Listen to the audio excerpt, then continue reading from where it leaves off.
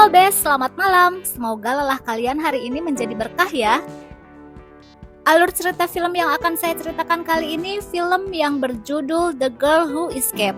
Diangkat berdasarkan kisah nyata yang dialami seorang anak gadis berumur 15 tahun yang bernama Kara Robinson. Sungguh malang nasib anak tersebut harus menerima kenyataan pahit dirinya diculik oleh seorang pria pedofil yang kemudian menyekapnya di apartemen pria tersebut. Selain disekap, ia pun digabrut berkali-kali oleh si pelaku. Apakah Kara akan berhasil selamat dalam sekapan si pria pedofil? Kuy lanjut simak alur ceritanya. Stay watching, not sleep.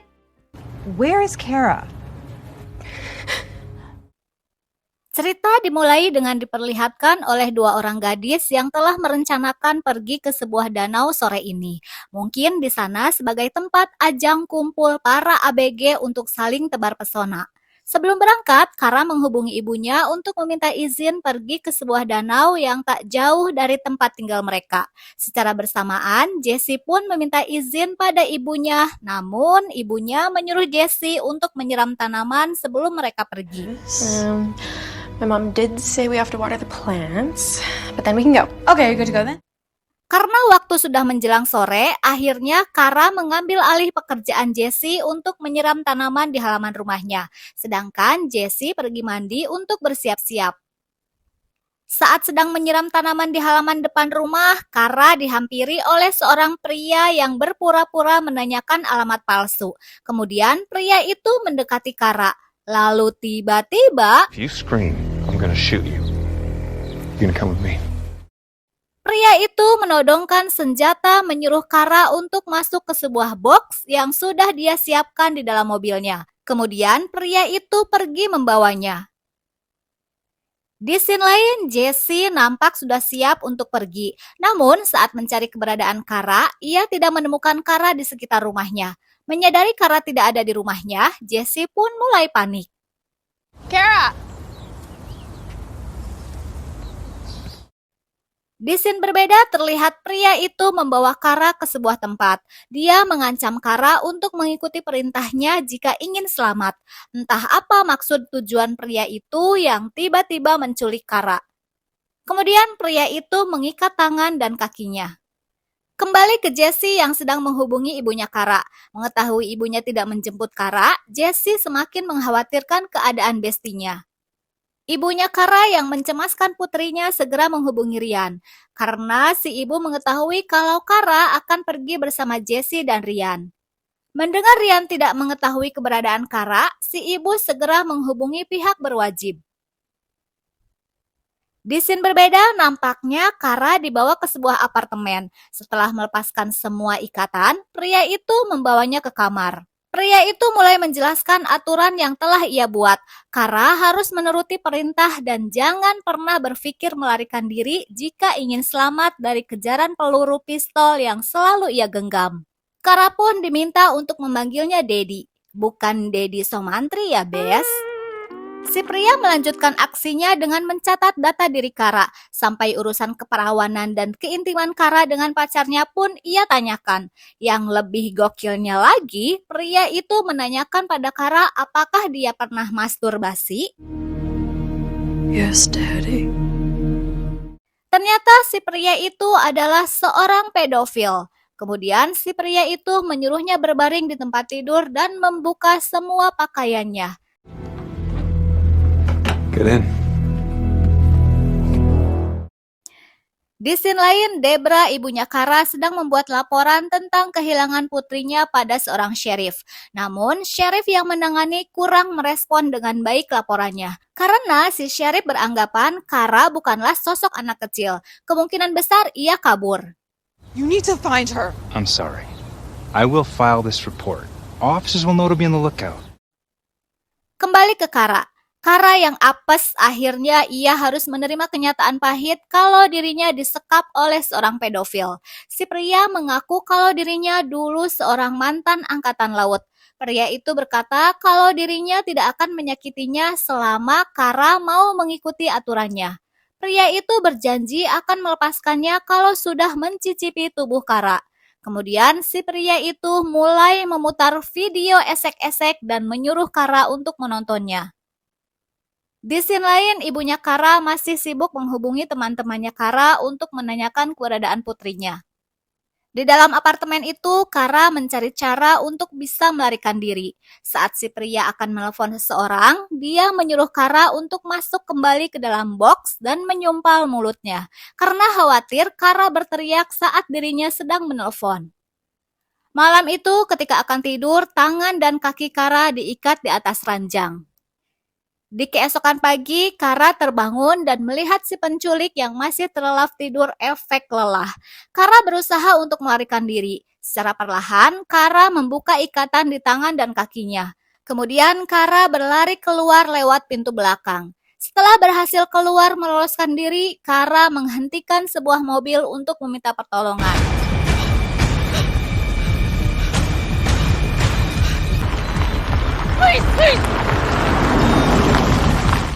Kara meminta tolong pada pengendara itu untuk membawanya ke kantor sheriff. Di dalam mobil, Kara mengaku bahwa dirinya baru melarikan diri dari seorang pria yang menculiknya. Kara pun akhirnya diantarkan ke kantor sheriff oleh si pengendara. Sesampai di kantor sheriff, Kara menceritakan kejadian yang menimpa dirinya. Ia mengaku dirinya telah diculik lalu disekap di sebuah apartemen. Kara juga mengaku kalau dirinya telah digabrut beberapa kali oleh si penculik. Selesai diinterogasi, seorang sheriff wanita mendapat informasi laporan terkait anak hilang.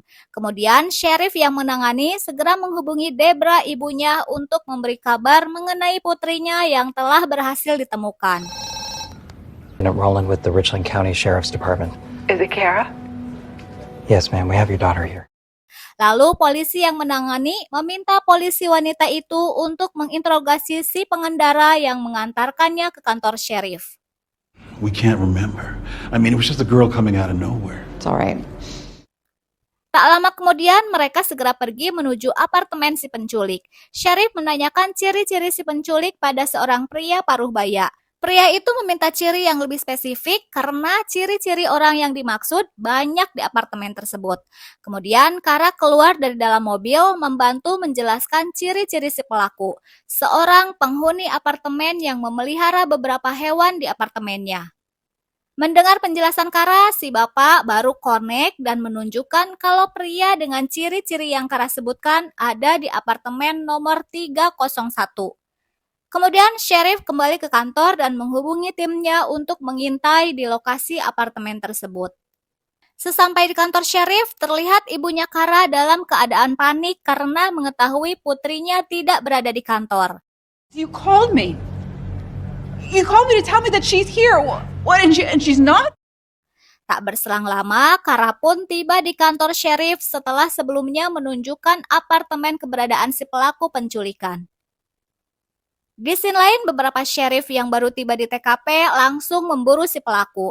Namun, di dalam apartemen itu, sheriff tidak berhasil menemukan si pelaku. Sheriff wanita yang baru dari TKP menunjukkan beberapa foto target operasi yang sedang mereka cari yang mungkin salah satu di antara mereka bisa Kara kenali. Number 4. You're sure? Number 4. Kemudian Kara kembali memberi informasi bahwa si pelaku memiliki riwayat kecemasan. Kara mengetahui hal itu karena pernah melihat di meja apartemen surat kunjungan dirinya pada seorang psikiater. He's got a history of anxiety. And he's got a dentist as well, whose name is Dr. Greg. Di scene berbeda, sheriff yang bertugas kembali menggeledah apartemen milik pelaku berharap menemukan titik terang keberadaan si pelaku. Di lain sisi, terlihat dokter sedang melakukan visum serta pemeriksaan lebih lanjut dengan tubuh Kara. Scene berpindah. Jesse, Ryan, dan beberapa sheriff yang bertugas mulai menyebar foto si pelaku, berharap si pelaku secepatnya bisa tertangkap dan diadili. Ternyata kasus penculikan ini bukan yang pertama kali terjadi. Beberapa tahun ke belakang, polisi mendapatkan beberapa laporan terkait anak hilang yang rata-rata berumur 12 sampai 16 tahun. Namun sampai saat ini pelaku belum berhasil ditangkap. Kasus sebelumnya, si pria pedofil pernah melakukan penculikan seorang anak berhari-hari. Kemudian ia menenggelamkannya di dalam bak mandi. Lalu mayatnya dibuang ke rawa.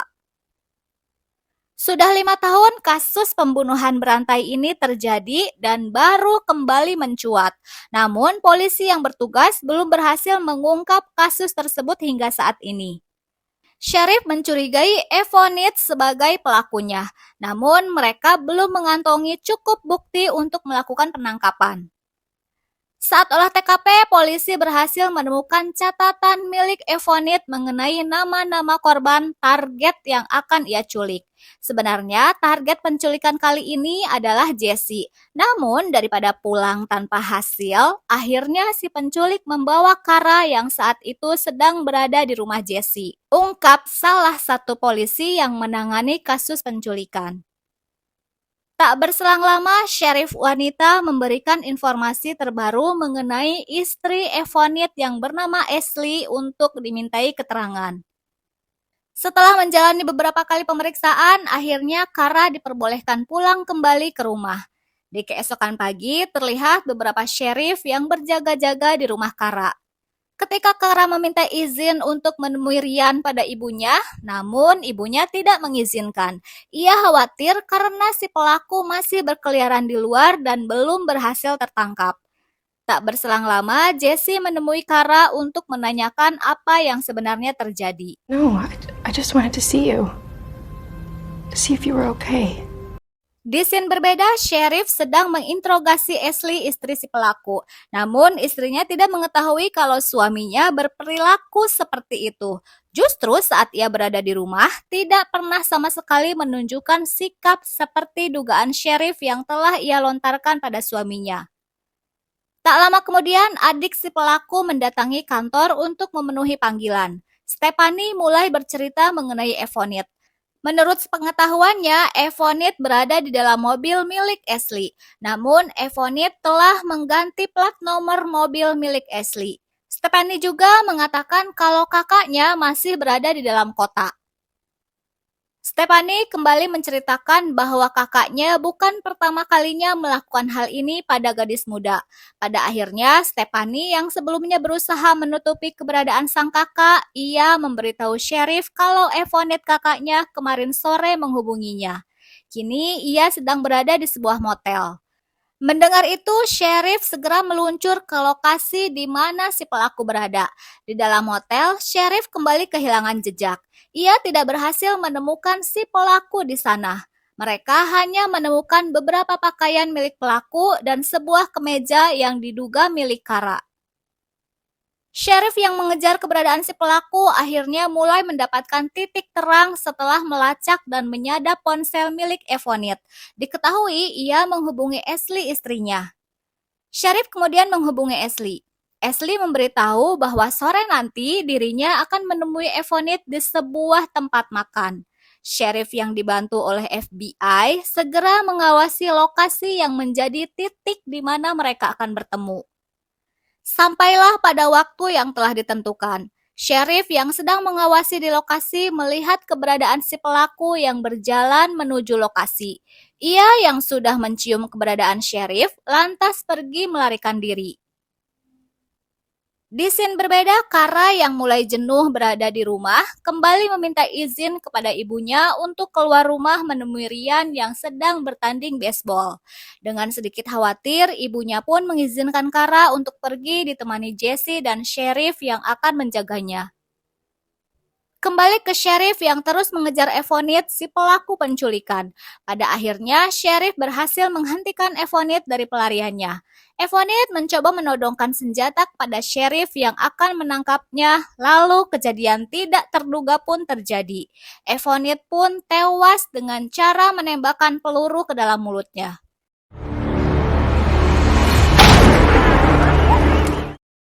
Di keesokan pagi saat akan sarapan, ibunya memberitahu bahwa si pelaku penculikan sudah tewas bunuh diri ketika akan ditangkap. That man killed himself. So it's truly over now, honey. You're safe. Sheriff yang menangani kasusnya datang menemui Kara. Sheriff itu berterima kasih pada Kara atas keberanian dirinya yang berhasil lolos melarikan diri dari si penculik dan berhasil mengungkap kasus pembunuhan berantai terhadap anak-anak yang selama 5 tahun ini baru berhasil terungkap berkat bantuan Kara. Dan film pun selesai. Thanks for watching, Bes. Bye.